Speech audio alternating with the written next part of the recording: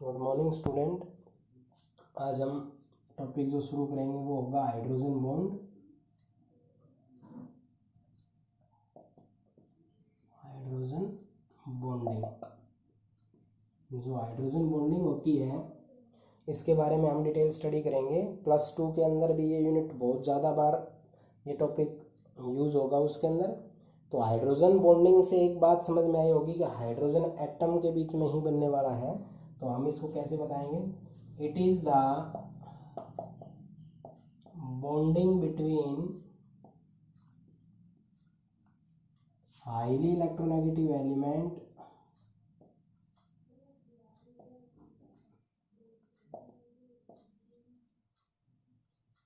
जैसे नाइट्रोजन है, ऑक्सीजन है, fluorine and the hydrogen atom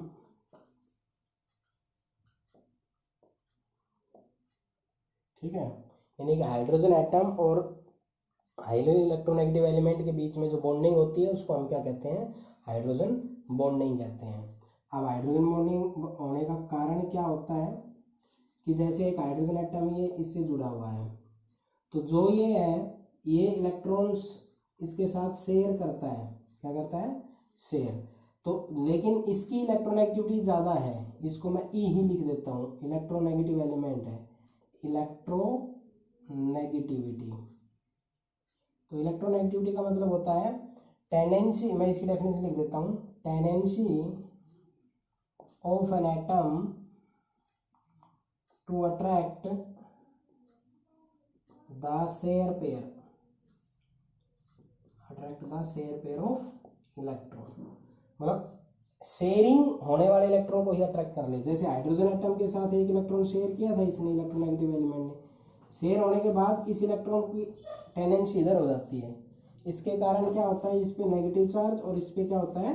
positive charge होता है। तो इस तरह से नेगेटिव और पॉजिटिव जो चार्ज होते हैं वो क्या क्रिएट कर देते हैं? इसमें पोलैरिटी क्रिएट कर देते हैं। क्या क्रिएट कर देते हैं? पोलैरिटी। ठीक है। और ये अपनी तरफ खींच रहा है इस इलेक्ट्रॉन को। ठीक है, इसलिए इस पे स्लाइटली नेगेटिव चार्ज हो जाता है, इस पे पॉजिटिव चार्ज। अब ये ऐसे मान लो ये फ्लोरीन था, नेगेटिव हो गया पॉजिटिव। अब दूसरा मॉलिक्यूल्स जो होता है HF, तो सेम ये नेगेटिव ये पॉजिटिव। तो ये जो फ्लोरीन होता है ये इस हाइड्रोजन को अपनी तरफ क्या करने लग जाता है? अट्रैक्ट करने लग जाता है। तो इनके बीच में जो ये बॉन्डिंग बनी इसको हम क्या बोलते हैं? Hydrogen bonding. तो कारण यही हुआ कि जब दो एलिमेंट जिनके बीच में इलेक्ट्रोनेगेटिविटी का ज़्यादा डिफरेंस होता है, जिसमें एक एलिमेंट हाइड्रोजन होता है, दूसरा एक हाईली इलेक्ट्रोनेगेटिव एलिमेंट होता है, जब वो दोनों नज़दीक नज़दीक आते हैं तो वो इलेक्ट्रॉन्स एक दूसरे से फार हो जाता है, जिससे इलेक्ट्रोनेगेटिव एलिमेंट उस इलेक्ट्रॉन को अपनी तरफ अट्रैक्ट करने लग जाता है। तो उस पर नेगेटिव चार्ज, उस पर क्या आ जाता है? Positive charge. इस तरह से नेगेटिव और पॉजिटिव चार्ज जो आते हैं इसको कहते हैं पोलर मॉलिक्यूल्स। तो ये इलेक्ट्रोनेगेटिव एलिमेंट और हाइड्रोजन एटम नज़दीक आने से इनके बीच में क्या हो जाता है कि इंट्रैक्शन शुरू हो जाता है। उसी को हम क्या कहते हैं? Cause of hydrogen bonding. तो इसके लिए आपको ध्यान रखना है, एक तो इलेक्ट्रोनेगेटिव एलिमेंट जो है वो और हाइड्रोजन एटम इसमें होता है। तो it is the bonding between highly electronegative element और hydrogen atom is called it's hydrogen, मतलब is called hydrogen bonding. Hydrogen bonding किस किस में एग्जिस्ट करती है? जैसे मैं नाइट्रोजन लेके चल रहा हूँ, इसके साथ हाइड्रोजन रहता है NH3, O के साथ जैसे H2O, इसके साथ जैसे HF। तो ये जो मॉलिक्यूल है इनमें हाइड्रोजन बॉन्डिंग होती है। तो इसके अंदर काज क्या होता है? काज के लिए मैंने आपको बताया था कि जब एक हाइड्रोजन एटम इलेक्ट्रोनेगेटिव एलिमेंट के साथ जब अटैच होता है तो वो उसके इलेक्ट्रॉन शेयर को अट्रैक्ट करता है, तो जिससे उसमें पोलैरिटी क्रिएट हो जाती है। और पोलैरिटी क्रिएट होने के कारण वो दूसरे एलिमेंट के इलेक्ट्रॉन्स को अपनी तरफ अट्रैक्ट करना शुरू कर देता है। तो उसके बीच में इस तरह की बॉन्डिंग को क्या कहते हैं? हाइड्रोजन बॉन्डिंग कहते हैं। अब हाइड्रोजन बॉन्डिंग जो है, पहले हाइड्रोजन बॉन्ड की डेफिनेशन, फिर इसका कारण, और फिर इसके बाद बतानी है कंडीशन। भाई हाइड्रोजन बॉन्डिंग किसके ऊपर लग सकती है, मतलब कब हाइड्रोजन बॉन्डिंग हो सकती है? आपकी हाइड्रोजन बॉन्डिंग कब होती है? जब, तो कंडीशन में मैं लिख रहा हूं पहली कंडीशन। कंडीशन में फर्स्ट है प्रेजेंस ऑफ हाइड्रोजन एटम अगर किसी मॉलिक्यूल में हाइड्रोजन एटम ही नहीं है तो उसमें हाइड्रोजन बॉन्डिंग नहीं होगी। तो मतलब हाइड्रोजन बॉन्डिंग के लिए हाइड्रोजन एटम का प्रेजेंट होना जरूरी है। Second, highly electronegative element, highly electronegative element यानी कि जो इलेक्ट्रोनेगेटिव एलिमेंट है ना वो ज़्यादा इलेक्ट्रोनेगेटिविटी वाले होने चाहिए, जैसे नाइट्रोजन, ऑक्सीजन, फ्लोरीन। तीसरा, size of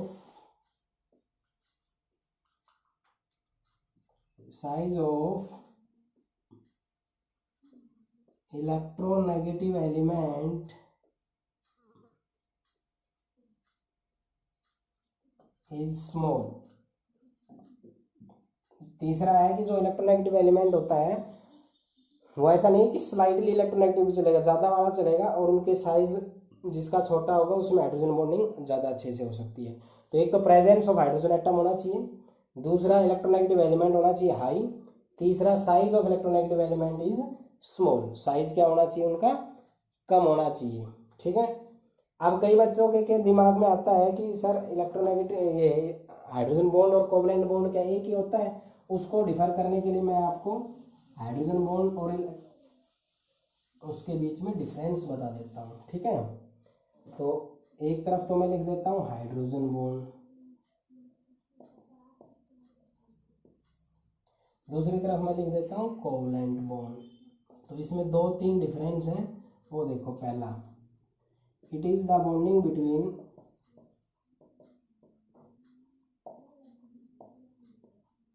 highly electronegative element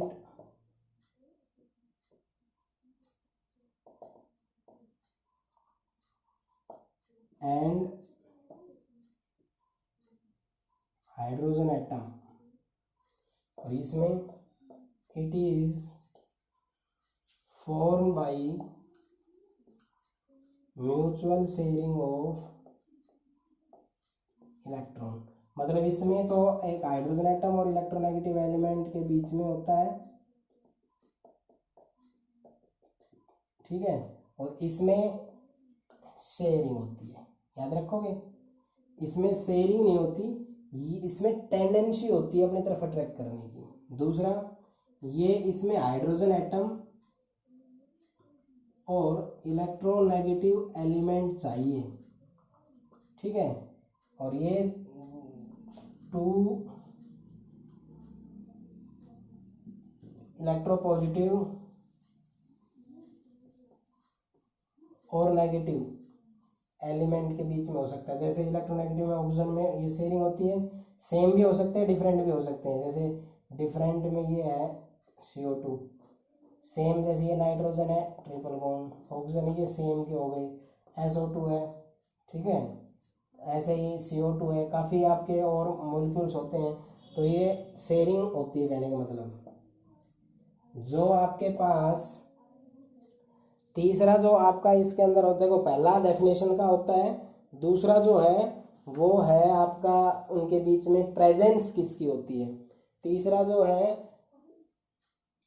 वो इनकी स्ट्रॉन्गनेस का ले सकते हैं हम। तो क्या कहोगे, इट ब्रेक्स, मेरे ध्यान नहीं आ रहा है वैल्यू, ब्रेक्स अप टू शायद 41 किलो जूल पर मोल, यानी इसकी इतनी एनर्जी देने पे ये बॉन्ड क्या हो जाता है, टूट जाता है, ठीक है। और इसमें इट ब्रेक्स टू 4, मतलब कि ब्रेक्स टू 423 किलो जूल। ये एग्जैक्ट फिगर याद नहीं है, बट फिर भी आप 61 और 420 शायद इतने ही रहते हैं। तो कहने का मतलब क्या हुआ, ये हाइड्रोजन एटम इलेक्ट्रोनेगेटिव एलिमेंट के बीच में होता है, ये दो एटम के बीच में शेयरिंग से बनता है। ये hydrogen atom electronegative element present होने जरूरी है, इसमें इलेक्ट्रोनेगेटिव पॉजिटिव दोनों हो सकते हैं। ये वीक होता है, ये स्ट्रॉन्ग होता है। इसको ब्रेक करने के लिए 41 किलो जूल पर मोल एनर्जी चाहिए, और इसको 42.3 यानी 423 किलो जूल पर मोल चाहिए। यानी ये वीक बॉन्ड होता है, ये स्ट्रॉन्ग बॉन्ड होता है, ठीक है। तो आपने सबसे पहले क्या करना है, हाइड्रोजन बॉन्डिंग की डेफिनेशन, फिर उसका काज, फिर उसकी कंडीशन, फिर कोवलेंट बॉन्ड और हाइड्रोजन बॉन्ड के बीच में डिफरेंस बताना है। इसके बाद आपको टाइप्स ऑफ हाइड्रोजन बॉन्डिंग उठानी है। क्या उठानी है? टाइप्स, कि जो आपका हाइड्रोजन बॉन्ड होता है ये कितने टाइप का एग्जिस्ट करता है।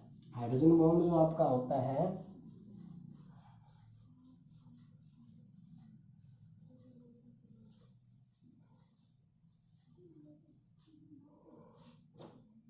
टाइप्स इसकी अगर आप उठाओगे तो टाइप्स आपकी दो होती है।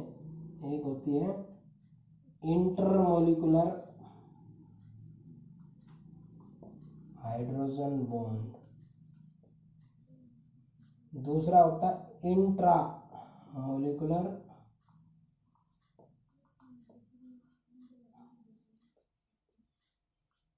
इंटर और इंट्रा, दो तरह के इसके अंदर हाइड्रोजन बॉन्डिंग होती है। ठीक है,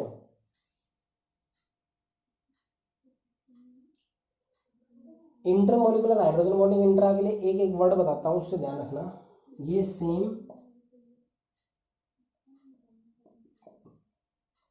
ये डिफरेंट में। अब कैसे? जैसे इसका बताते, जैसे HF है, HF है, HF है, ये पॉजिटिव है नेगेटिव है, पॉजिटिव नेगेटिव पॉजिटिव नेगेटिव इनके बीच में। ठीक है, दूसरा एग्जांपल वाटर,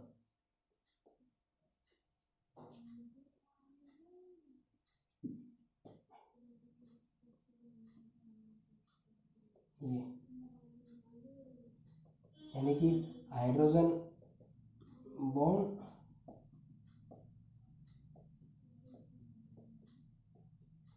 इलेक्ट्रोनेगेटिव और उसमें NH3 का बताते हैं।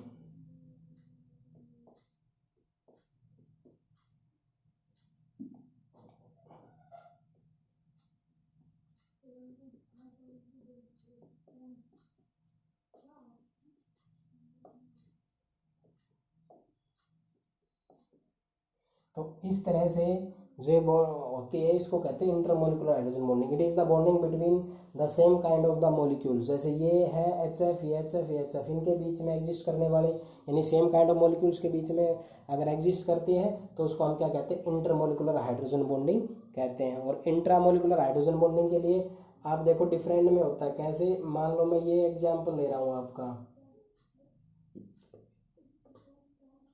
ये ऑर्थ और पैरा वाला दो एग्जाम्पल ले लेता हूं मैं।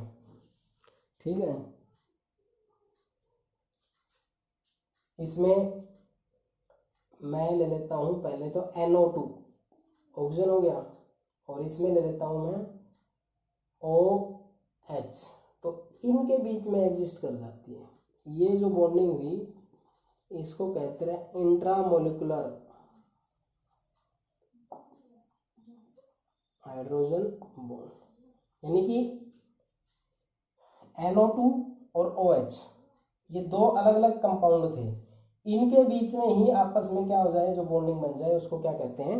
इंट्रामोलिकुलर हाइड्रोजन बॉन्ड कहते हैं। ठीक है, डेफिनेशन कैसे लिखें इसकी? इंटर की लिखता हूं मैं, इसकी डेफिनेशन लिखता हूं इधर। It is the bonding between highly electronegative element and hydrogen atom of different molecules। मतलब अलग अलग बोल रहे, वैसे तो मॉलिक्यूल ये सेम ही है बट अलग अलग में देखेंगे। इसमें क्या हो जाएगा? It is the bonding between the electronegative element and hydrogen atom of same molecules। जैसे ये मॉलिक्यूल है ये सेम है, ये मॉलिक्यूल क्या है? डिफरेंट है। तो ये जो इनके अंदर डिफरेंट के बीच में होता, किस किस के बीच में होता है? इलेक्ट्रोनेगेटिव एलिमेंट और हाइड्रोजन एटम के बीच में ही। Electronegative element hydrogen atom, electronegative hydrogen, क्योंकि ये तो कंडीशन है। तो सेम मॉलिक्यूल्स और डिफरेंट मॉलिक्यूल्स में हो। कई बार बच्चे कंफ्यूज हो जाते हैं, मैंने यहाँ पे सेम बोला था, वो सेम मैंने HF बोला था। ठीक है, यहाँ मैंने डिफरेंट बोला है कि इस मॉलिक्यूल के बीच में ही अलग अलग है ये। बट मॉलिक्यूल्स देखें तो ये और ये अलग अलग है, तो अलग अलग के बीच में एग्जिस्ट करेगा उसको इंटर, और सेम में ही एग्जिस्ट करेगा उसको क्या बोलेंगे, इंट्रा। और होता किस में है, हाइड्रोजन एटम और इलेक्ट्रोनेगेटिव एलिमेंट के बीच में ही ये एग्जिस्ट करता है।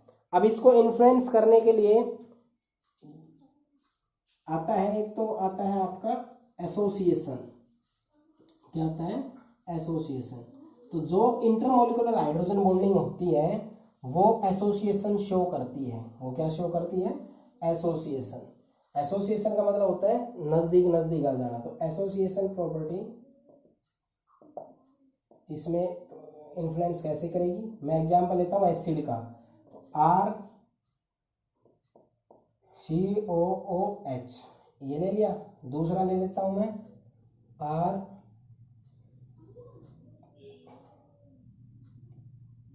ROOH, ठीक है। तो इनके बीच में ये हाइड्रोजन बॉन्ड बन गया,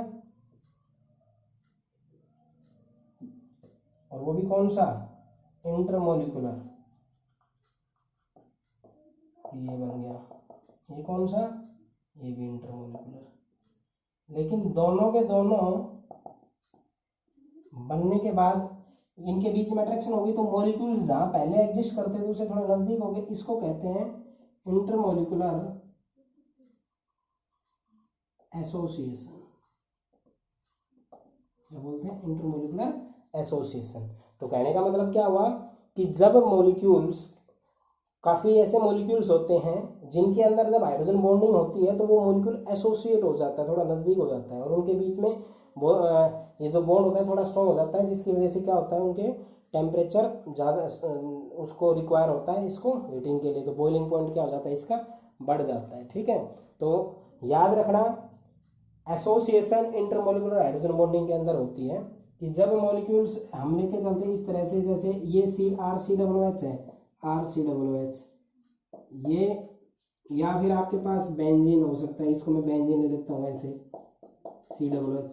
तो दूसरा जो होता है तो C6H5COOH जो होते हैं, ये दो मॉलिक्यूल्स C6H5COOH ये होके नीचे आ जाएंगे, तो इसको क्या कहते हैं हम, एसोसिएशन। क्या कहते हैं इसको, एसोसिएशन। ये इंटरमोलिकुलर हाइड्रोजन बॉन्डिंग जो एग्जिस्ट करता है उसके अंदर एसोसिएशन होता है, इसलिए इसका मेल्टिंग बॉइलिंग पॉइंट क्या होता है, ज़्यादा होता है।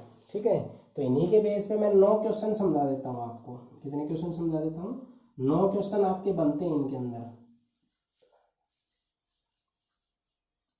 कैसे, पहला जैसे NH3, इसके नीचे आएगा PH3, H2O H2S HF HCl।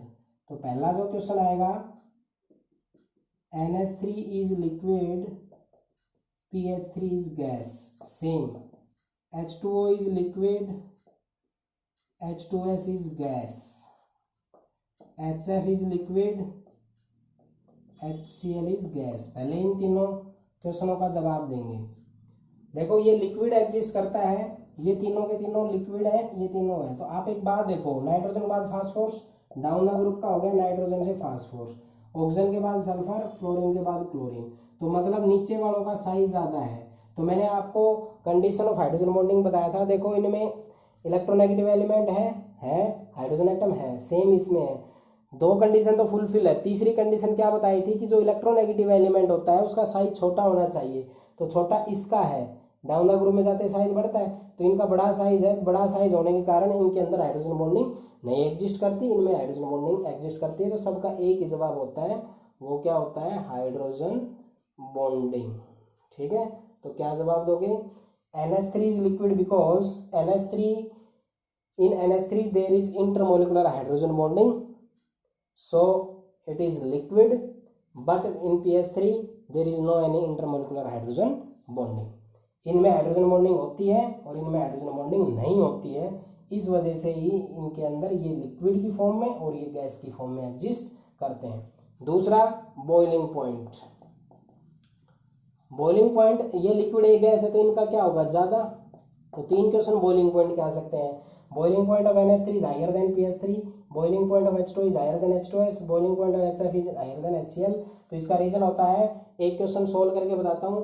H2O का बॉइलिंग पॉइंट H2S से क्या होता है, ज़्यादा होता है, इसका क्या होता है हाई। रीज़न क्या दोगे कि जो H2O होता है इसके अंदर हाइड्रोजन बॉन्डिंग होती है और वो भी इंटरमोलिकुलर हाइड्रोजन बॉन्डिंग होती है। अगर इंटरमोलिकुलर हाइड्रोजन बॉन्डिंग होती है तो एसोसिएशन भी होता है। क्या होता है?